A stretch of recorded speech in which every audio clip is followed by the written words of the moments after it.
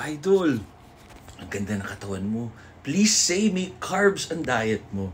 Okay, may carbs ang diet ko. Actually, 50% ng diet ko, diet namin ni Mrs. Hi, love! May carbs. And then 30% protein, 20% fat. Ang fat, kailangan yan. Essential fat for good cholesterol, for hormone production, babae estrogen, lalaki testosterone. Carbs, energy yan. Mahilig ako mag-workout. Malikot kami ni Mrs. Mahilig kami physical activity.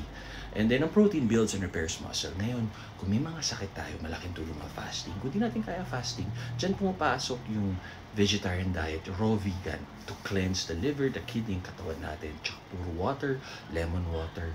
Or pwede naman na carnivore keto, walang carbs. Kasi ang sugar, pagkain niya ng cancer.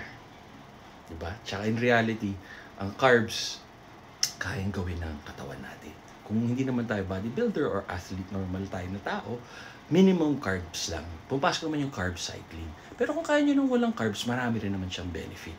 So, ganoon lang. Basta ang pinaka-importante, yung gagawin nyo, pasok sa lifestyle nyo, hindi kayo nahihirapan, di ba? So, yun lang. Vegan, keto, like it work. Carb cycling, high carb, low carb.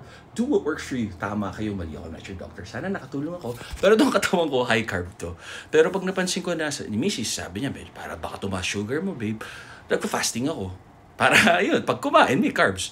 Pero kung kakain ako na hindi kami nakapag-fasting, kinukunti ako yung carbs. Pero pag maraming workout or galaw, may carbs. Yan, basta do what works for you, ha? Dapat happy, healthy tayo. Always pray. God bless.